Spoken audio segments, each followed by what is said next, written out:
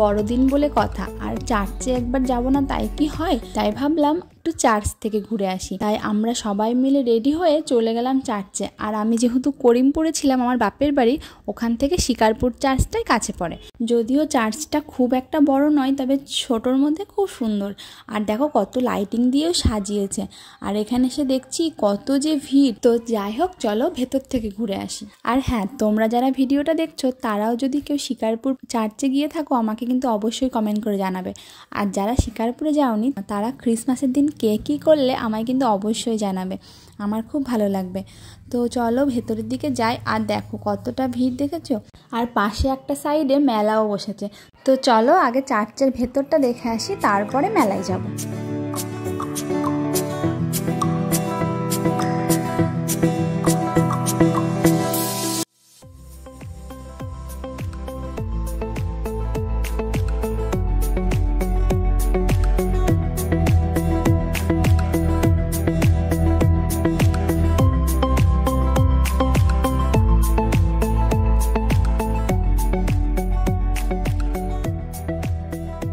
অনেক ভিড় কাটিয়ে অনেক ঠেলাঠেলি করে লাস্ট অবধি ভেতরে ঢুকেছি।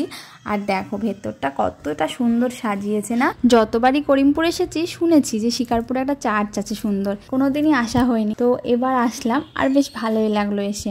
এর আগের বার গেছিলাম কৃষ্ণনগর চার্চে, যেহেতু মায়াপুর থেকে কৃষ্ণনগরটা কাছে পড়ে, তো ওই চার্চে আগের বার গেছিলাম।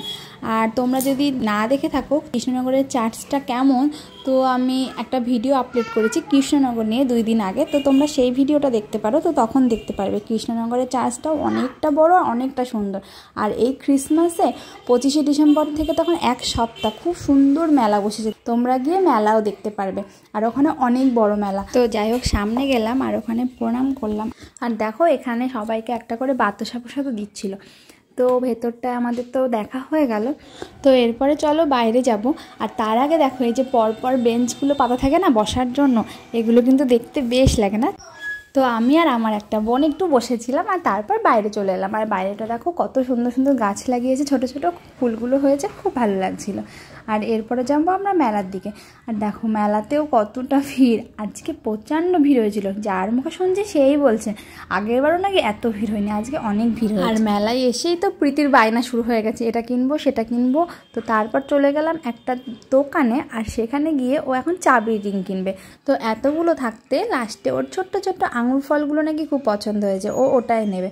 আর ও নতুন ব্যাগে লাগাবে নতুন ক্লাসে উঠে, তো ওটা নিয়েছে আর ও খুব পছন্দ হয়েছে ওর। তারপর চলে গেলাম আর একটা দোকানে তাঁতইয়ের জন্য। আর তাঁতই কি নেবে দেখো, যেটা যার পছন্দ। তাঁতইয়ের তো ঝুনঝুনি নিতে ইচ্ছে হয়েছে, আর ওকে ওর ছোটো দিদি ঝুনঝুনি কিনে দিয়েছে। আর দেখো কতটা খুশি। তারপরে আমরা গেছিলাম ঘুগনি খেতে। তো ঘুগনি খেয়েছিলাম, ফুচকা খেয়েছিলাম আর পাঁশকুড়া চপ খেয়েছিলাম, কিন্তু আমি ওগুলো কোনোটাই শ্যুট করতে পারিনি। আর তারপরে চলে গেলাম আর একটা খেলনার দোকানে। আর ওখানে দেখছি একটা ছোট্ট বাচ্চা মেয়ে কি সুন্দর হাতে মেহেন্দি পড়ছে দেখো। আর ওকে দেখে আমারও ছোটবেলার কথা মনে পড়ে গেল, আমরাও ছোটবেলায় মেলায় গেলে এরকম হাতে মেহেন্দি পড়তাম। তো যাই হোক, তারপরে আমি এগুলো কিনে নিলাম 5টা মতো আমার দাদার ছেলেদের জন্য, বাচ্চারা খেলতে খুব ভালোবাসবে না ওই জন্য।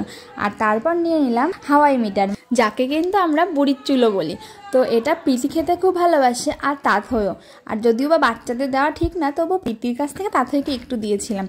আর ও তো দেখে খুব মজা পাচ্ছিল আর কি, যে হাতে দিলেই চেপটিয়ে যাচ্ছে। আর আমারও কিন্তু ব্যাপারটা বেশ লাগে, বেশ মুখে দিলেই মিলিয়ে যায়। তো আমাদের মেলা ঘোরা তো কমপ্লিট, এবার আমরা বাড়ি যাব।